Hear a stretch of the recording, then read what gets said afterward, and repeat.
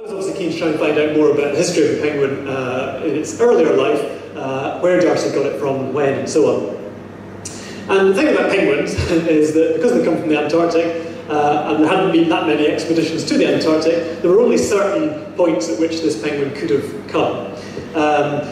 One of the frustrating things about the collection is that D'Arcy Thompson never made a catalogue of his collection. It was just all in his head.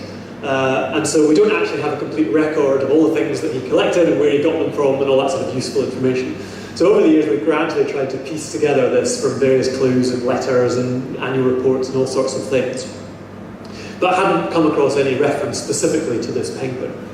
But we did have these two photographs. And the photograph on the left, where it's out on open display, sitting on the floor, is undated, unfortunately.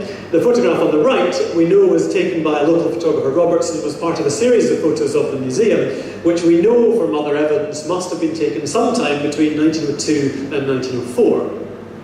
So that narrows it down a bit, because from 1904 backwards, there hadn't been very many Antarctic expeditions. If the photos were taken in 1904, it might just have come off the Discovery expedition, which came back in 1904, or it might have come from William Speirs Bruce's Scotia expedition, the Scottish National Antarctic Expedition, which also came back in 1904. But obviously, if the photos were taken in 1902, it couldn't have been from either of those. The photo on the left, as I say, it's undated, but it is from, both these photos, I should say, came from D'Arcy's archive collection over at the University of St Andrews. And all of the other photos that are in the same packet as this photo on the left have 1894 written on them. So although we don't know the date of this one, there's a good chance that it was taken in 1894. And the other kind of cunning piece of evidence is the fact that this one on the left, he's sitting out on the floor, and the one on the right, he's in a display case. And we know that D'Arcy acquired these display cases in 1895 because he got money from the Margaret Harris bequest to do so. So it seems pretty likely that the one on the left was taken in 1894 when he didn't have a display case to display it, so he just bunged it on the floor. And then once he got his display case in 1895, he put it in the display case. Assuming all that is correct, which seems pretty probable, then there's really only one option of where this emperor penguin could have come from, and that was the Dundee Antarctic expedition of 1892-3. And this was quite a significant expedition. Some of you may or may not know about it, and it still really hasn't, I think, got the historical attention that it deserves. Dundee, as you probably know, at that time was the major European capital of the whaling industry. Huge numbers of whaling ships went north to the Arctic every year to try to catch whales.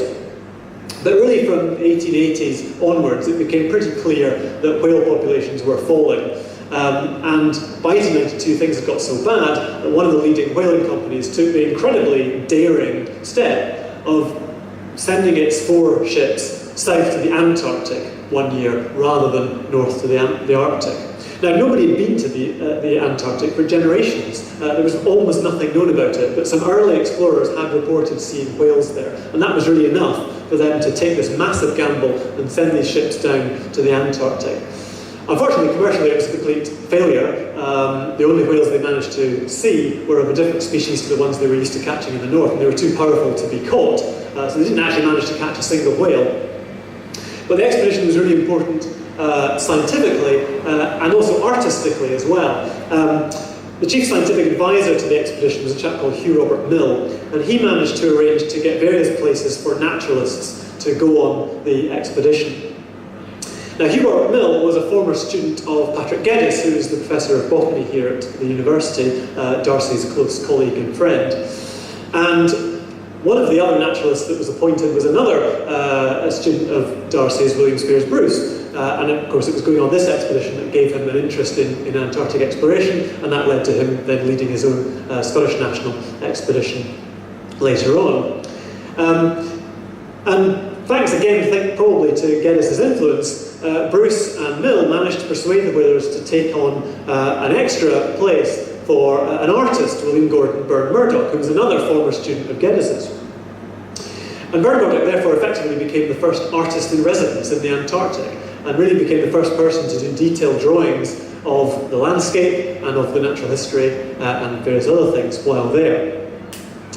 Now we know from descriptions of his exhibition that he held of his drawings at the Albert Institute, what's now the McManus, on his return, that emperor penguins were one of the things that he saw and drew, and in fact it specifically says, is the red light working? No, it's not. Specifically says at the top here that he did a likeness of an emperor penguin, believed to be the only drawing of this bird taken from life. And we also know that some of the naturalists studied the penguins while they were there, and there's a press cutting here about one of the other naturalists, Dr. Donald, who was on the Active, also studying and indeed bringing back specimens of penguins. So we know that penguins were definitely studied there, and we know that they were brought back from the expedition. And there's a report in the Courier about various specimens that were brought back and specifically given to D'Arcy's museum. And slightly frustratingly, it doesn't actually specifically say the skin of an emperor penguin, but it does talk about various penguin skins. It talks about the skeleton of an emperor penguin and a whole lot of other things as well. So clearly there must have been a skin to come off the skeleton. And since it says various penguin skins, it seems pretty likely that the skin that we have was the one that came back with this expedition. Sadly, we no longer have the skeleton, so that was obviously one of the things that disappeared in the 1950s. So basically, from all of this, we're kind of 99% certain that our emperor penguin is the one that was collected on the Dundee Antarctic expedition and brought back. And that's really exciting because, as I say, there hadn't been any expeditions for many, many decades. And so, as far as we know, nobody had ever brought back an emperor penguin specimen before.